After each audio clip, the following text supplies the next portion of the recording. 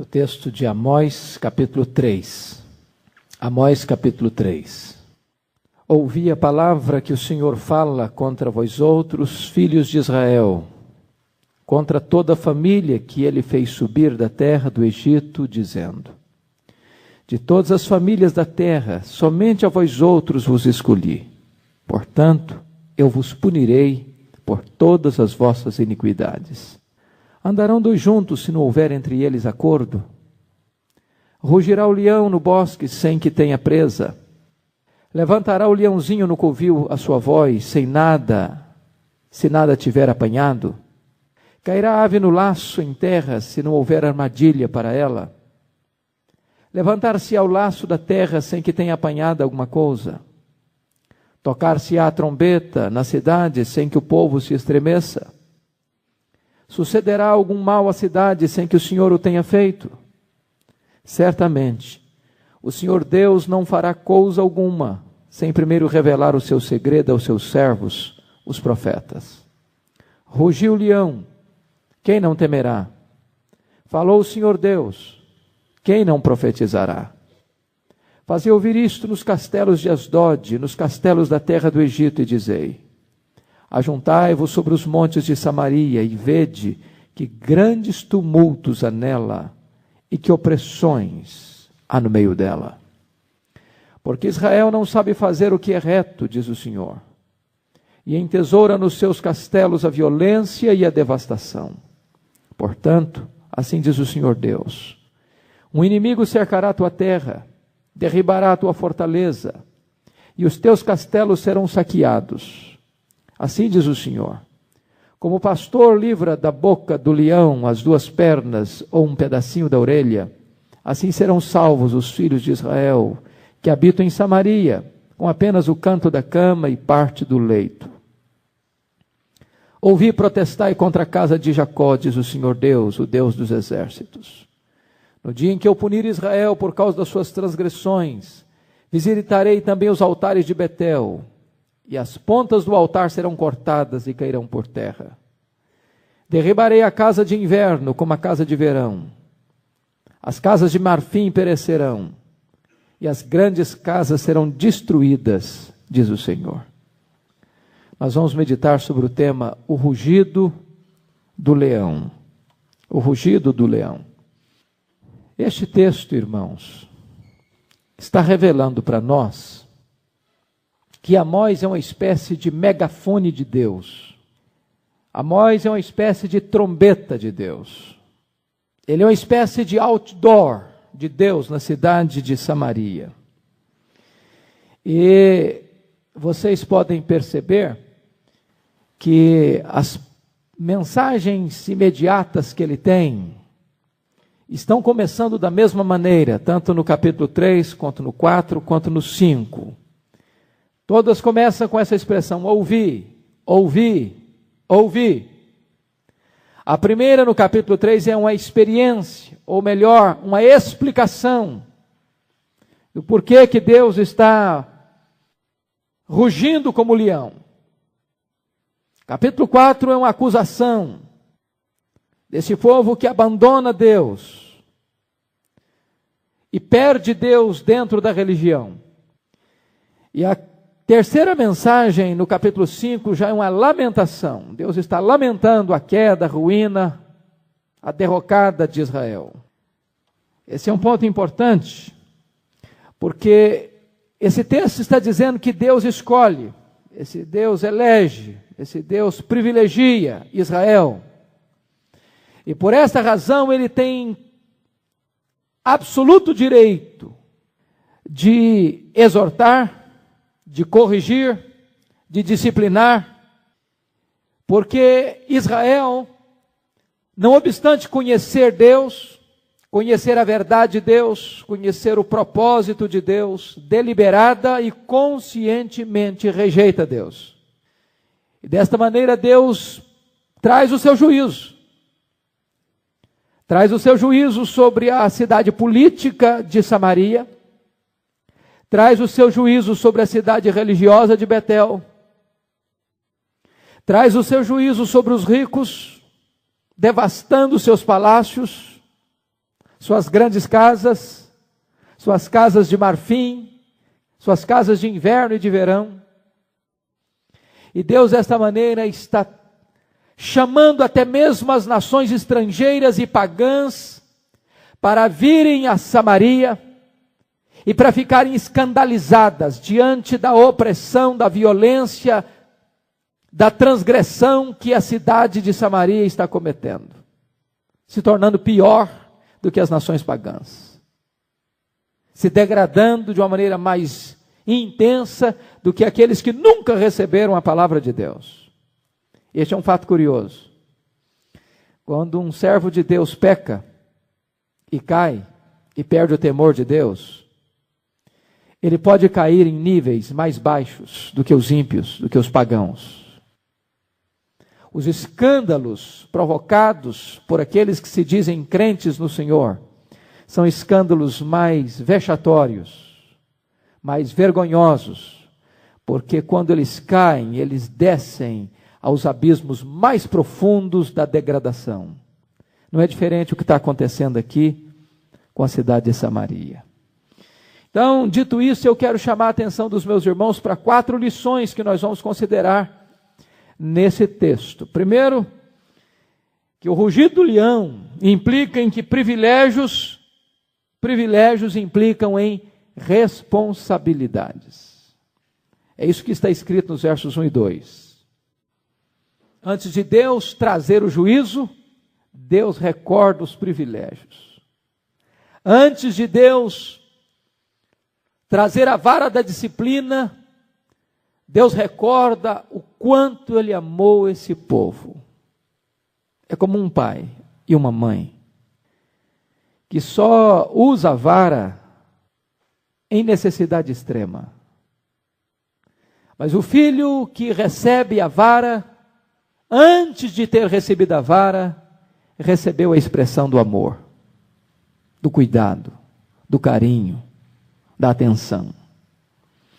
Você nota que a trombeta está soando não agora em direção às nações pagãs. A trombeta está soando dentro do arraial de Deus. O leão não está rugindo nas selvas do paganismo. O leão está rugindo dentro dos muros de Samaria. Este é um ponto importante, porque a trombeta está tocando agora, é no meio do povo de Deus, e o rugido do leão é para trazer uma mensagem de juízo para o povo de Deus. E você vai perceber que este é o povo da aliança, este é o povo da eleição, este é o povo da adoção, este é o povo das tantas e variadas providências de Deus.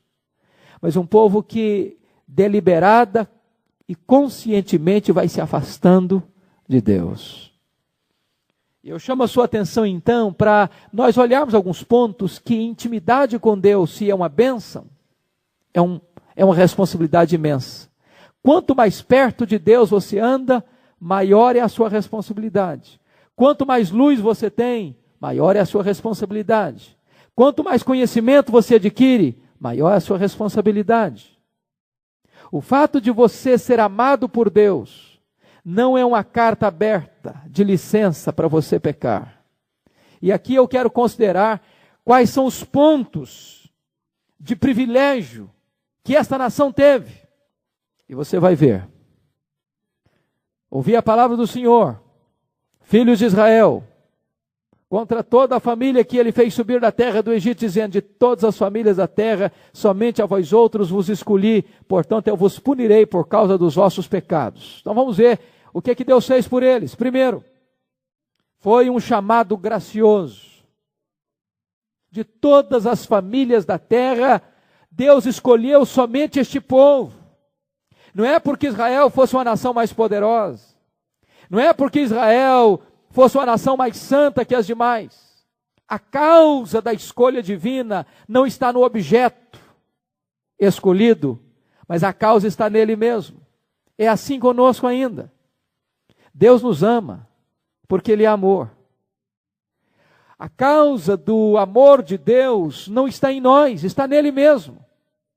É por isso que um puritano disse que não há nada que nós possamos fazer para Deus nos amar mais, nem nada que nós possamos fazer para Deus nos amar menos. Nós, seres humanos, temos essa dificuldade. Nós amamos mais ou amamos menos, dependendo de como as pessoas nos tratam. Mas o amor de Deus é incondicional. Deus escolheu esse povo, não é porque fosse um povo que merecia o amor de Deus. Deus escolheu esse povo graciosamente. E assim com você e comigo. Deus nos escolheu não porque nós críamos nele. Ele nos escolheu para crermos nele. Deus não nos escolheu porque nós praticávamos boas obras. Não, Deus nos escolheu para as boas obras. Deus não nos escolheu porque éramos santos. Não, Deus nos escolheu para sermos santos. Deus não nos escolheu porque nós éramos obedientes. Não, Deus nos escolheu para a obediência. A eleição, o chamado, é algo gracioso. Segundo lugar, é um chamado eficaz. Você vai notar que Deus fez este povo subir do Egito. Deus quebrou os grilhões. Deus rompeu as cadeias. Deus arrancou este povo de uma sepultura existencial. Deus libertou este povo de um poder carrasco de Faraó. Deus rompeu as ligações que eles tinham com aqueles deuses do Egito que os oprimiam. Deus abriu o Mar Vermelho. Deus deu vitórias a eles.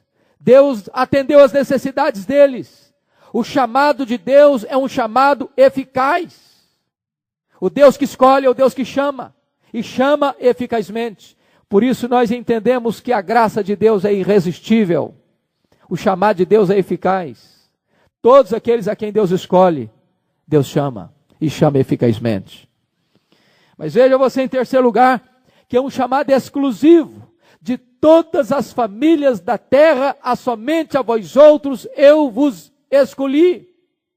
Haviam muitos povos. Povos mais instruídos. Povos mais avançados. Povos mais numerosos. Talvez povos com mais predicados. Mas Deus pôs o seu coração neste povo. E dentre todas as nações, escolheu este povo, chamou este povo. Há algumas verdades bíblicas que nós não temos como explicar. Nós temos que ter a humildade para dizer, eu não sei. Eu não sei por que Deus escolheu você, por que Deus escolheu a mim.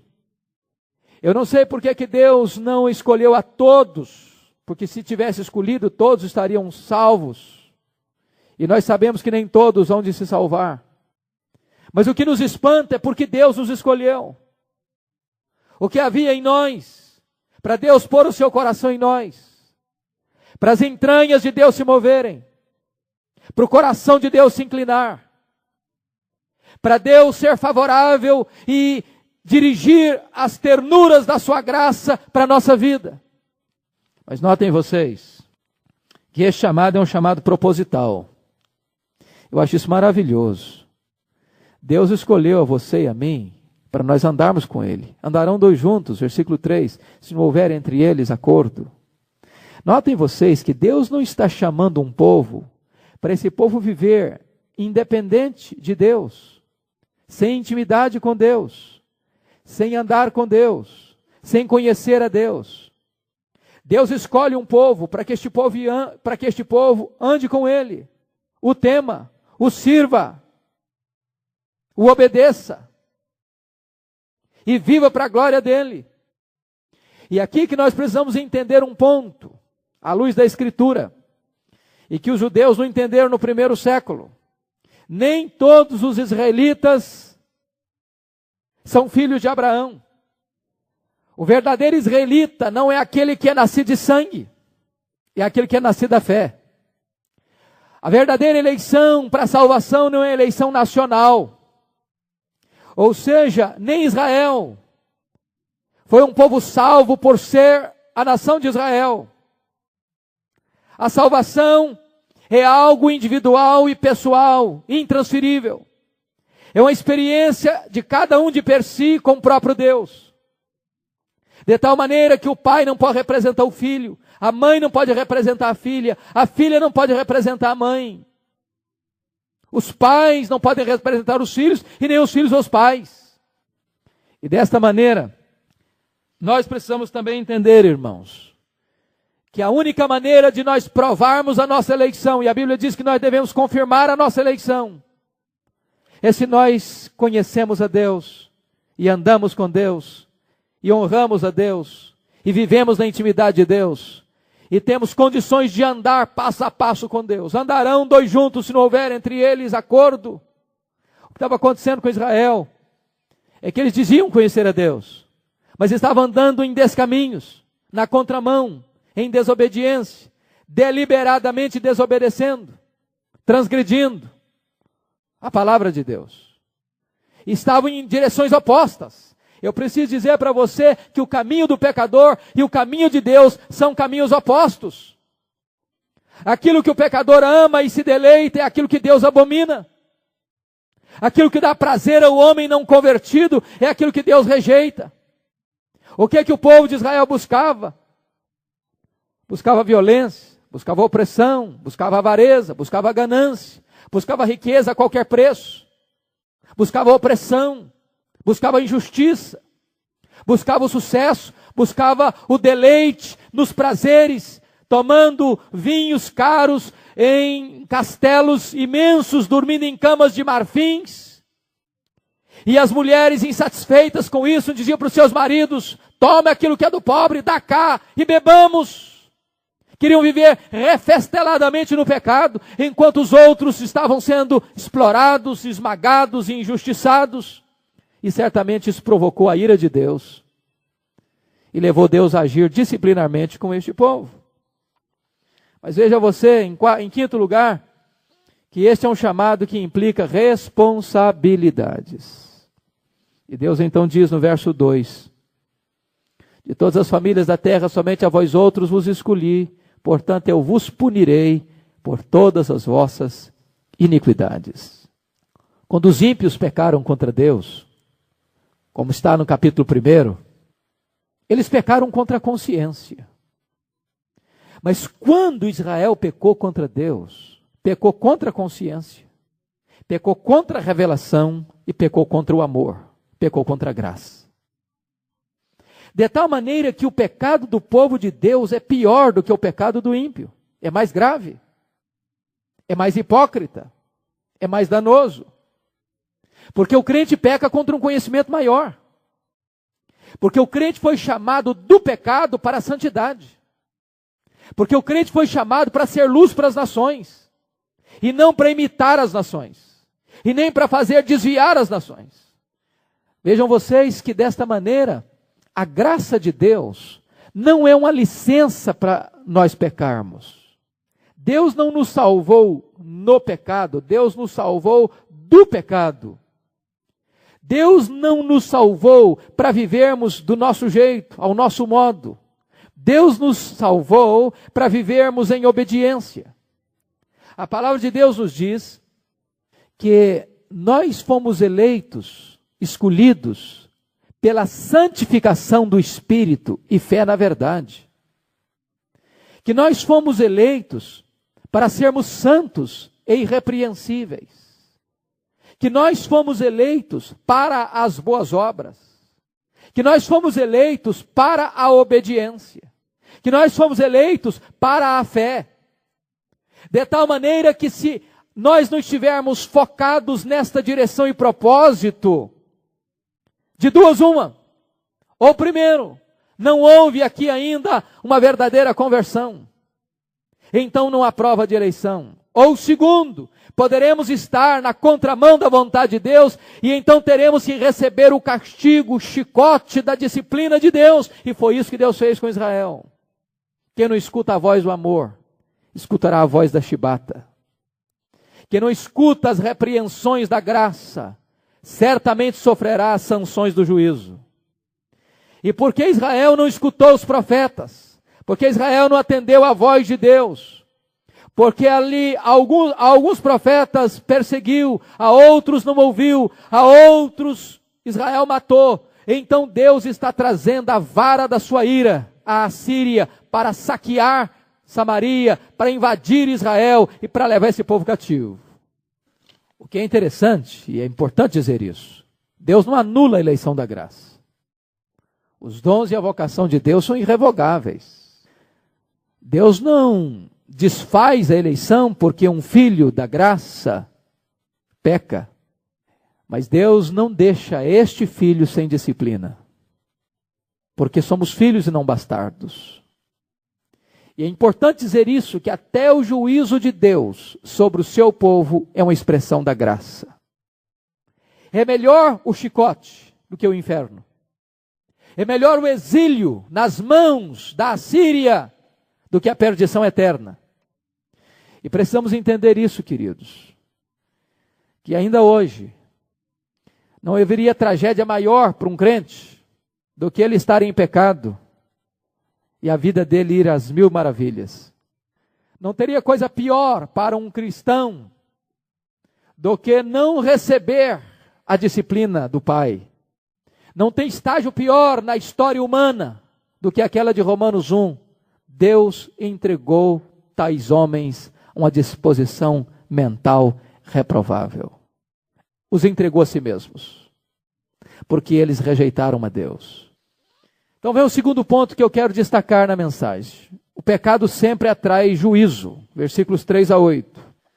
Você vai ver que o pecado jamais ficará sem julgamento. E aqui o profeta Amós vai usar algumas figuras muito interessantes, porque ele vai usar figuras aqui de causa e efeito. Causa e efeito. Ele vai fazer 7 perguntas retóricas. Perguntas do mundo agrícola ou do mundo lá do campo. E você vai perceber que as perguntas exigem uma resposta sim ou não. Andarão 2 juntos se não houver entre eles acordo? Claro que não. Rugirá o leão no bosque sem que tenha presa? Claro que não. Levantará o leãozinho no covil a sua voz se não tiver apanhado nada? Claro que não. Rugirá o leão no bosque sem que tenha... 5. Cairá a ave no laço em terra se não houver armadilha para ela? Claro que não. Levantar-se ao laço da terra sem que tenha apanhado alguma coisa? Claro que não. Tocar-se a trombeta na cidade sem que o povo se estremeça? Claro que não. Sucederá algum mal à cidade sem que o Senhor o tenha feito? Claro que não. Vamos entender isso. Primeira coisa que esse texto está querendo dizer é que a sentença de Deus contra esta nação rebelde já está lavrada. Quando o leão ruge, é porque ele já pôs os seus olhos na presa. E aquela presa não consegue mais escapar. Seu destino já está lavrado. Sua sentença já está escrita. É impossível escapar. O leão, enquanto está procurando a caça, enquanto ele está em busca da presa, ele não ruge. Ele só ruge na hora do bote fatal. O leão está rugindo, diz o profeta. Não é mais uma ameaça vaga, não. Agora chegou a hora do juízo de Deus. Chegou a hora de Deus punir Israel por causa do seu pecado. Quando ele diz, levantará o leãozinho no covil a sua voz, se nada tiver apanhado. O leão velho, quando pega a sua presa, ele degusta o seu cardápio, mas ele leva parte desse repasto para os seus filhotes no covil. E quando os filhotes se agitam, é porque o leão está trazendo para eles repasto. A outra figura, cairá a ave no laço em terra, se não houver armadilha para ela. E aqui você vai ver um segundo aspecto. O povo de Deus está caindo no laço do seu próprio pecado. Porque a ideia que Amós quer passar, cairá a ave no laço em terra, se não houver armadilha para ela, levantar-se ao laço da terra sem que tenha apanhado alguma coisa, é que Israel fez o seu próprio laço, e caiu no seu próprio laço. Diz a Bíblia em Provérbios que o homem será apanhado pelas próprias cordas do seu pecado. Ele vai cair na própria cova que ele cavou. Ele vai colher o que ele semeou. O mal que ele praticou cairá sobre a sua própria cabeça. A armadilha que ele montou serviu de laço para os seus próprios pés. Terceira coisa, a proclamação do juízo de Deus é como um terremoto. Olha o versículo 6. Tocar-se-á a trombeta na cidade sem que o povo se estremeça. A trombeta era para anunciar a chegada de um perigo, de uma ameaça, de um cerco, de uma invasão, de uma guerra. Quando a trombeta tocava, o povo tremia de medo, porque não era coisa boa que estava para chegar. A trombeta está tocando. Deus está dizendo, olha, chegou a hora do juízo, chegou a hora do acerto de contas, chegou a hora da disciplina, porque este povo ouviu 209 anos a mensagem de Deus, de 931 a 722, Deus levantou profetas, Deus enviou mensagens, Deus chamou com amor, este povo não quis escutar, agora chegou o momento de Deus levantar a armadilha e pegar a presa. A Bíblia diz assim, de Deus não se zomba, porque aquilo que o homem semear, isso ele ceifará. Mas em quarto lugar, isso é tremendo, irmãos. Em quarto lugar, o juízo contra o pecado é acionado pelo próprio Deus. Versículo 6, parte B, diz, sucederá algum mal à cidade sem que o Senhor o tenha feito? Vamos entender que esse mal aqui não é um mal moral. Deus não traz o mal moral, porque o mal moral é pecado, e Deus não pode pecar. Diz Tiago 1,13 que Deus não é tentado pelo mal. Então o que significa que Deus é que está trazendo o mal à cidade? O que esse texto está querendo dizer é que Deus é quem está trazendo a Síria. Vamos dizer, a Síria é apenas um instrumento de Deus. Isaías diz que é a vara da ira de Deus. Está dizendo que Deus é capaz de pegar um ímpio e usar um ímpio para disciplinar um crente. Quando este crente anda em desobediência. Nós temos que entender que muitas coisas que talvez atribuímos à casualidade, ou até mesmo a Satanás, é obra de Deus. Quem está trazendo é o próprio Deus. É a própria mão de Deus. É o próprio juízo de Deus. É a própria disciplina de Deus. O que esse texto está dizendo é que Deus não deixará o pecado impune. Deus é justo. Deus é santo. De Deus não se zomba.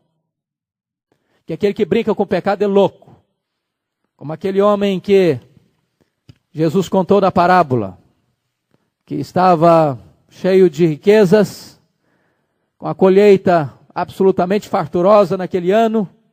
Derruba os seus celeiros, constrói outros novos, e tendo tanta fartura e tanta provisão, pensou que estava com a sua segurança absolutamente garantida, e disse, agora, ó minha alma, come, bebe, refestela-te por muitos anos.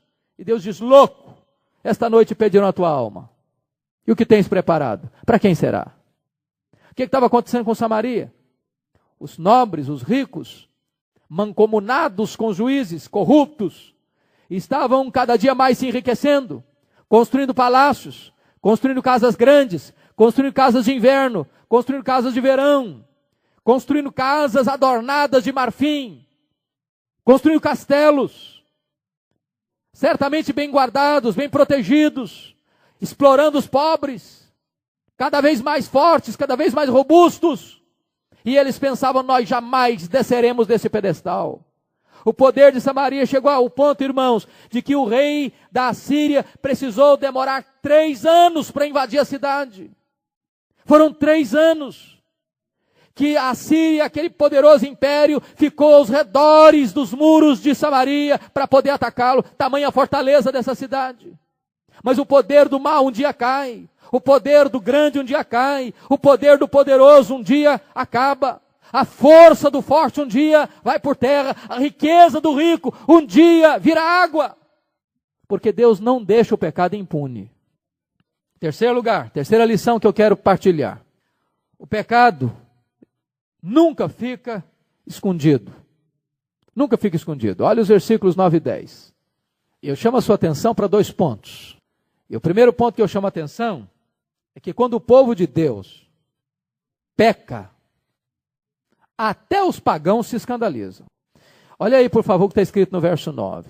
Fazei ouvir isto nos castelos de Asdod, nos castelos da terra do Egito, e dizei: ajuntai-vos sobre os montes de Samaria e vede que grandes tumultos há nela e que opressões há no meio dela.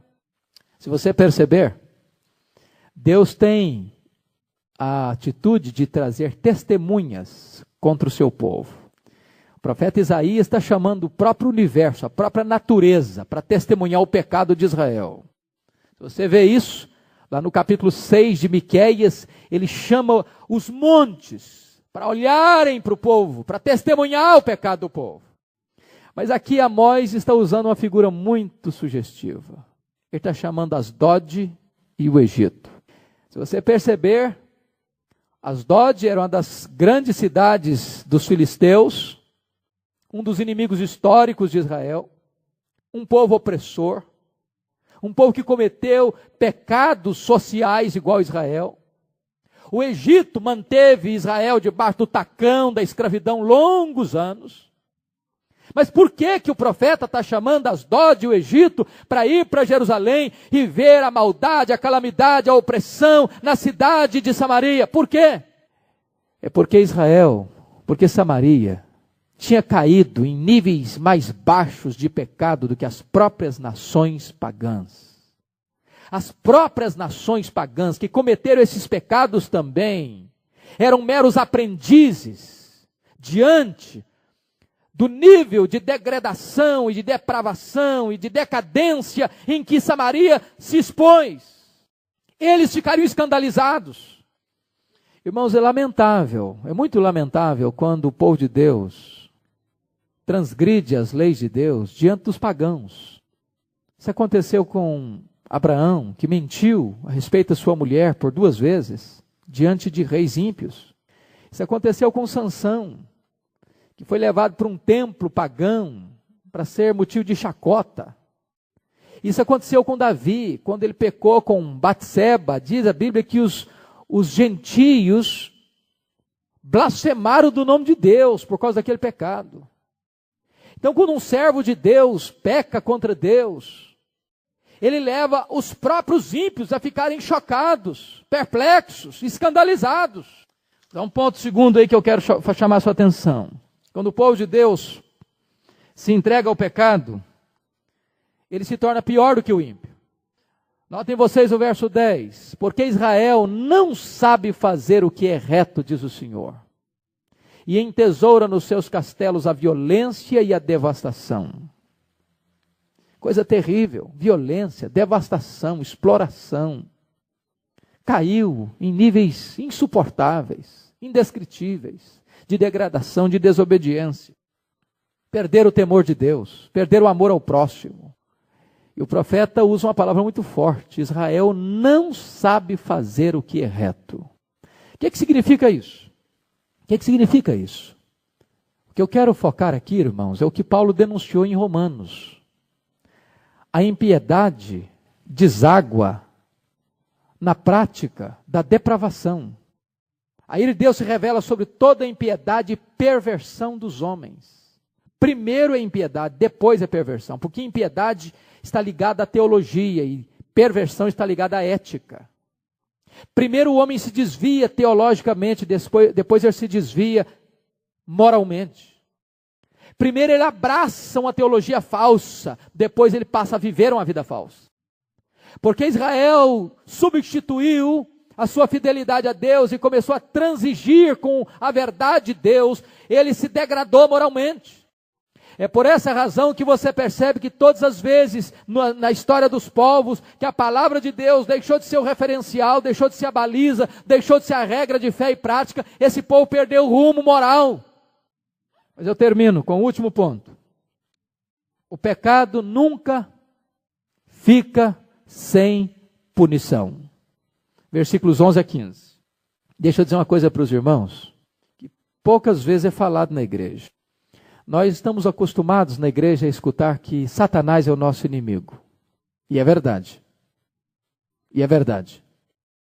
Mas poucas vezes nós ouvimos falar que Deus pode ser o nosso inimigo. E eu vou lhes dizer que não existe inimigo mais terrível. Não tem situação mais desesperadora do que quando Deus se levanta como próprio inimigo de uma pessoa ou de uma nação. Quem pode livrar alguém das mãos de Deus? Hebreus 10:31 diz assim, que horrenda coisa é cair nas mãos do Deus vivo. E o que está acontecendo aqui é que é o próprio Deus quem está trazendo o mal.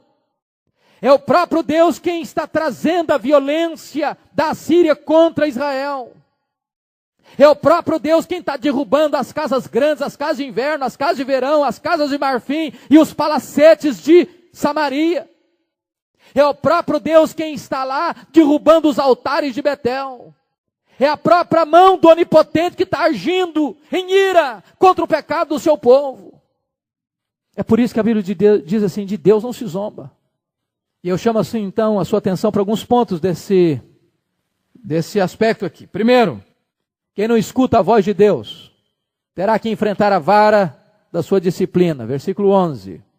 Portanto, assim diz o Senhor Deus, o inimigo cercará a tua terra, derribará a tua fortaleza, e os teus castelos serão saqueados. Israel viveu 209 anos, 931 a 722, com 19 reis, em 8 dinastias. Nenhum desses reis andou com Deus. Deus levantou profetas da estatura de Elias, profetas da estatura de Eliseu, profetas da estatura de Amós, de Oséias, de Miqueias. Deus falou, a uns rejeitaram, a outros perseguiram, a outros mataram. Mas agora, diz o texto, que o inimigo vai cercar a terra. Um inimigo. E esse inimigo é o rei da Síria. E ele cercou Jerusalém. E ele passou o fio da espada. Milhares de pessoas. A outros milhares ele levou cativo. Aos restantes, ele não deixou tranquilos na terra. Ele trouxe outros povos conquistados e colocou naquela própria terra, de tal forma que aqueles que ficaram ali se miscigenaram, tornaram-se um povo misto, mestiço, híbrido, e formou-se aquilo que nós chamamos de samaritanos. Um povo que se torna inimigo histórico do próprio povo de Deus. É importante entender isso, irmãos, que a disciplina de Deus, ela pode tardar. No caso de Israel demorou 209 anos, mas um dia ela chega. A Bíblia diz que aquele que endurece a sua cerviz, depois de exortado, de corrigido, várias vezes, será quebrado, será quebrantado, sem que haja cura. Segundo lugar, Deus é o agente do julgamento ao seu próprio povo. Os versículos 14 e 15 nos informam isso. No dia em que eu punir Israel, olha o verso 15, eu derrubarei, é a ação do próprio Deus. Ou seja, a Síria está agindo, mas quem está por trás da Síria é Deus. É o governador do universo, é o Senhor dos céus e da terra, é a mão do Onipotente que está movendo as coisas para disciplinar o seu próprio povo. Terceiro, o julgamento de Deus perscrutará todas as áreas da nação. A primeira área que Deus vai julgar é a área moral. Olha o versículo 11. Portanto, assim diz o Senhor Deus, o inimigo cercará a tua terra, derribará a tua fortaleza e os teus castelos serão saqueados. O que significa isso? Você nota que os ricos, conforme nós estudamos aqui no capítulo 2, estavam mancomunados com juízes corruptos. E neste conluio criminoso, os ricos acabavam explorando os pobres, massacrando os pobres, sugando os pobres. E desta forma eles se enriqueciam rapidamente, imoralmente, ilegalmente, ilicitamente. E iam pondo suas riquezas nesses castelos, nesses palácios. Iam juntando, iam armazenando, iam acumulando. E desta forma eles viviam de uma maneira nababesca, dormindo em camas de marfim, refestelando-se em banquetes regados de vinho, ao som de liras, ao som de músicas, ao mesmo tempo que as pessoas viviam amargando uma pobreza extrema, uma opressão indescritível. Eles perderam a sensibilidade moral, eles perderam a capacidade de justiça. E Deus agora está punindo esse povo por causa disso. Segunda coisa, segunda área. Deus julga a ganância insaciável dos ricos. Olha o versículo 11, que nós já lemos, e o versículo 15. Derrubarei a casa de inverno, a casa de verão, a casa de marfim, as grandes casas serão destruídas. Os ricos não se contentavam em ter uma moradia. E notem aqui que o contexto de Amós 3 não é do rico que ganhou e granjeou sua riqueza licitamente. Ele está falando de um rico que granjeou essa riqueza de maneira desonesta, comprando sentenças nos tribunais, oprimindo os pobres, tomando com violência aquilo que era do outro.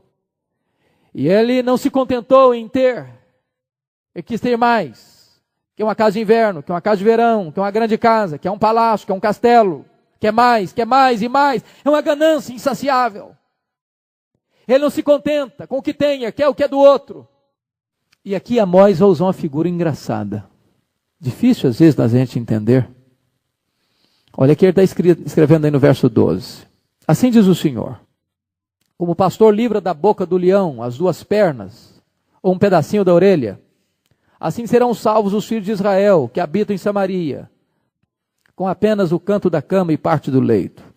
O que significa isso? O que isso quer dizer? Se você perceber, isso está escrito lá em Êxodo 22, que quando alguém trabalhava cuidando de ovelhas, tomava conta de ovelhas de uma outra pessoa, e se um leão assaltasse uma ovelha, essa pessoa que cuidava das ovelhas precisava correr atrás da carcaça e pegar o que pudesse encontrar daquela ovelha estraçalhada para levar para o dono do rebanho, para mostrar para o dono do rebanho que verdadeiramente foi isso que aconteceu e que ele não estava roubando do seu patrão. Agora entenda a figura. Ele está usando aqui uma linguagem figurada para dizer o seguinte: assim serão salvos os filhos de Israel. Eu te pergunto, quando você pega uma perna e um pedaço da orelha de uma ovelha devorada por um leão, você salvou a ovelha? Você não salvou a ovelha. Você simplesmente está mostrando para o dono a constatação da tragédia que aconteceu, da morte absoluta, inequívoca. O que ele está dizendo é que não haverá saída. Quando a Síria chegar, não haverá escape. A casa grande vai cair, o castelo vai cair, ninguém vai ter refúgio. Não vai ter essa possibilidade de se esconder. Se você percebeu o capítulo 2, ele diz: o ágil não vai conseguir fugir, o forte não vai conseguir escapar, o corredor veloz não vai conseguir.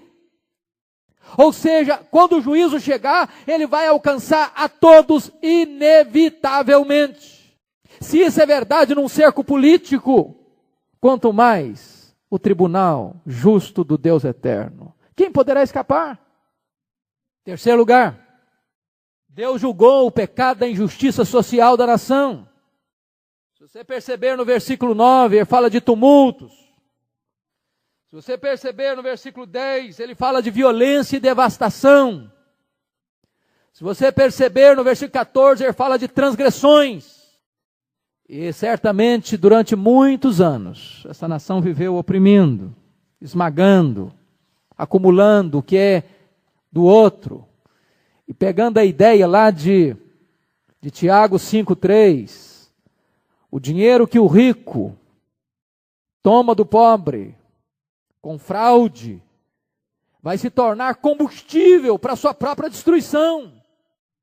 Porque foram exatamente as riquezas de Samaria que atraíram a Síria para este saque, para esta expoliação. Finalmente, Deus julgou o pecado religioso de Israel. Olha o versículo 14.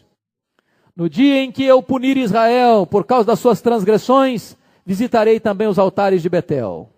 e as pontas do altar serão cortadas e cairão por terra. Por que Deus está visitando Betel, os altares de Betel? Por quê? Vamos recordar, com a morte de Salomão, em 931, e a divisão do seu reino unido em 2 reinos, o reino do norte, que foi o reino cismático, ele foi liderado por Jeroboão I, com 10 tribos. E Jeroboão I toma uma medida estratégica. Qual foi?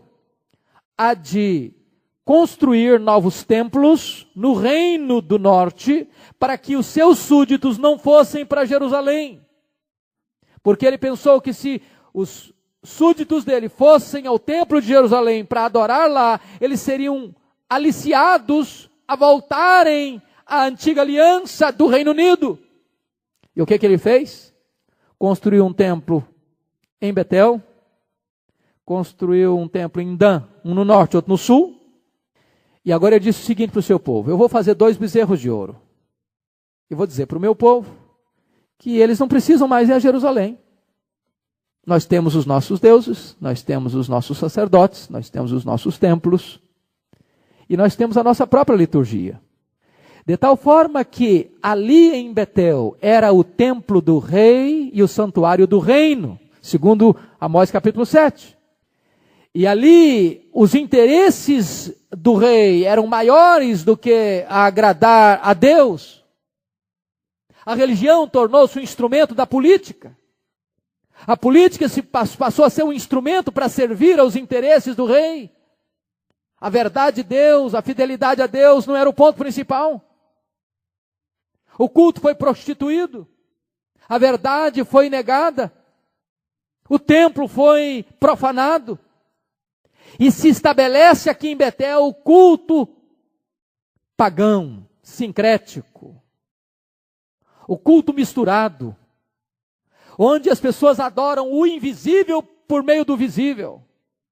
Onde as pessoas querem chegar ao Criador através da criatura. Lembrando vocês que o bezerro era o exemplo da divindade cananita, da fertilidade. Então eles estão, na verdade, assimilando uma divindade pagã, cananita, transformando a religião também num instrumento de moralidade, fazendo o povo errar, fazendo o povo pecar. Por isso que Deus diz no capítulo 4, vinde a Betel e transgredi. Quanto mais eles iam à casa de Deus em Betel, mais eles pecavam, mais eles se afastavam. Quanto mais religiosos eles se tornavam, mais distante de Deus eles ficavam, porque eles tiraram a religião do centro da verdade. Então, quando o juízo de Deus vem, precisa visitar os altares de Betel. Deus não tolera a religião falsa. Deus não aceita a religião falsa. O ecumenismo, por isso, é uma falácia. A ideia de se misturar todos os grupos e segmentos religiosos, não importando o que você crê, nós somos um. Isso não é verdade. Não há unidade fora da verdade. Não há unidade fora da palavra. Não há unidade fora da doutrina que procede de Deus. E se vocês perceberem, Deus está visitando os altares de Betel. E diz o texto que as pontas do altar serão cortadas e cairão por terra. A ideia é que qualquer pessoa, num momento de crise, de ataque do inimigo, que fugisse para o santuário e se agarrasse nos chifres do altar, ou nas pontas do altar, ninguém poderia fazer-lhe mal. Mas Deus diz que naquele dia, quando a Síria invadir Samaria, as pontas do altar serão cortadas, ninguém vai encontrar refúgio, nem mesmo dentro da chamada casa de Deus. Agora notem vocês, e eu termino aqui. Amós está denunciando aqui o fracasso da religião que perdeu de vista a verdade e a santidade. Se nós traduzirmos Betel aqui por casa de Deus, porque esse é o significado de Betel, teremos uma sequência interessante, muito interessante. Primeiro, casa de Deus, versículo 14, casa de inverno, casa de verão, casa de marfim, grandes casas. Onde a religião não tem poder, tudo fica sem poder. Quando a casa de Deus é derrubada, nenhuma casa fica de pé. Notem vocês isso. A primeira casa a cair é a casa de Deus, é Betel. Se Betel caiu, as outras perecem. É por isso que a Bíblia diz que o pecado é o opróbrio das nações. Se a igreja de Deus fracassar, a nação fracassa. Se a igreja de Deus deixar de ser fiel a Deus, a nação se corrompe. E quando o juiz de Deus precisa ver sobre a casa de Deus, não há mais esperança para a nação. Que Deus nos ajude a entender que este é o rugido do leão. Que quando Deus fala, é preciso dar atenção ao que Ele diz. Que Deus nos ajude. Amém.